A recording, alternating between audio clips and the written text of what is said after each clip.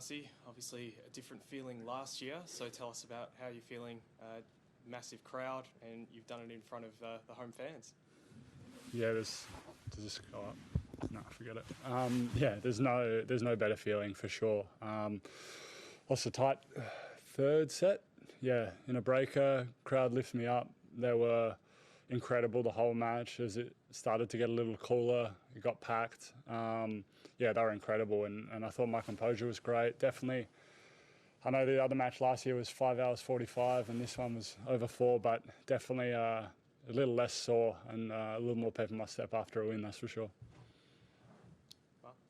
How much were you thinking of the previous sort of 3 times you'd lost 5 setters at the AO? Like, you talked about fighting demons out there. Were those part of those demons? I didn't think of the other ones sort of in the past. I thought a little bit of last year, but I felt like I kind of conquered that a little bit after beating Stan at French in 5 sets. That was a battle as well. So for me, I was just trying to stay composed. I know in 5 sets, there's so many sort of mini matches in between the actual match that you just got to kind of stay level, pick and choose when to use the crowd and when to use your energy. I just had to weather the storm from him, and he's a good player with a lot of firepower. What's it like playing against someone like that who, I think you hit close to 80 winners? Is it just a patience game at that point? You're having to sort of let him make his mistakes and take the winners when they come?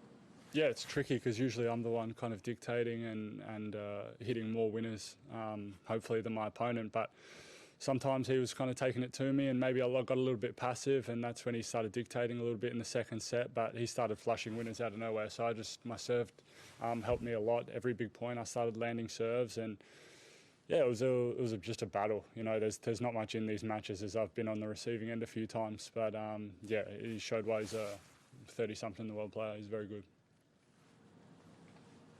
Thanasi, you made the comment about losing motivation away from January. And I know you were sort of meaning it in like a positive way about the Australian summer, how much you love it. But what does that say about sort of the battles you're having away from Australia and trying to, I guess, reach your potential as a player?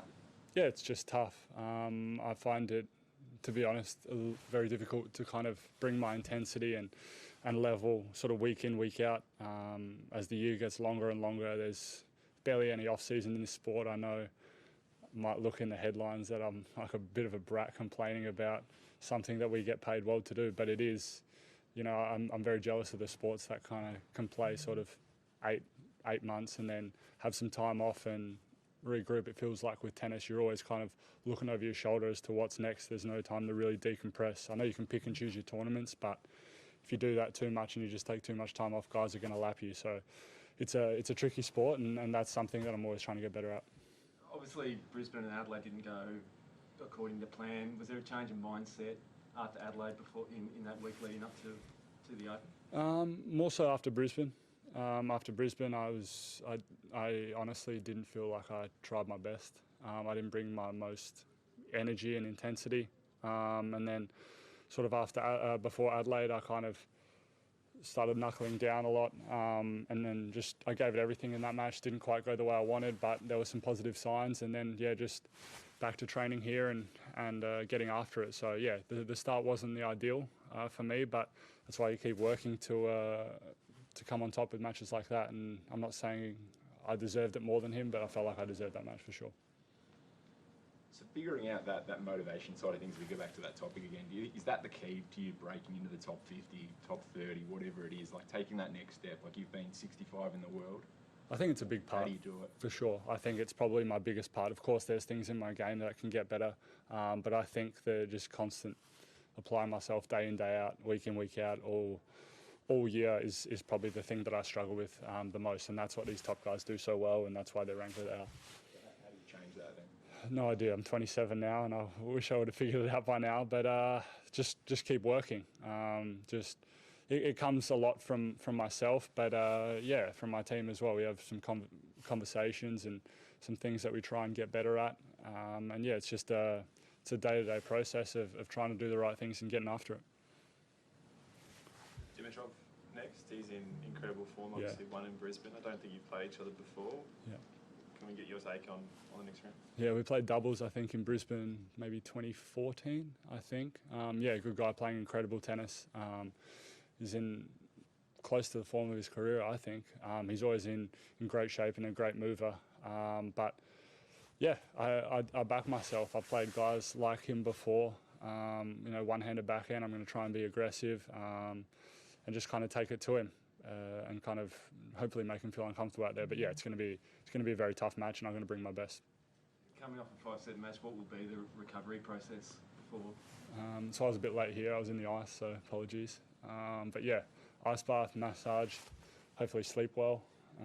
It's always tough after a match like that with a lot of adrenaline finishing sort of at night time. It's tough to decompress, but yeah, hopefully I'll see how I pull up tomorrow and probably more of the same tomorrow. And yeah, just try and be as fresh as possible coming into the next one.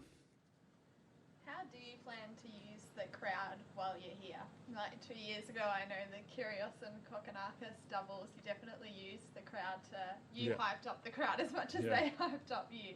Do you plan to do that this time around? It's in a way, it's a little easier in doubles because you don't really have to worry about saving your energy, but I can't hype my crowd up for 5 sets. That's it's very tough. You've got to pick and choose your moments, and yeah, they didn't pick and choose their moments. They were up the whole time, which was incredible for me. The support here is always nuts, but it's a balance. You want to hype the crowd, but you also want to remember kind of you're playing an opponent and the crowd's not going to beat them for you, so you got to stay locked in and kind of use them when need be.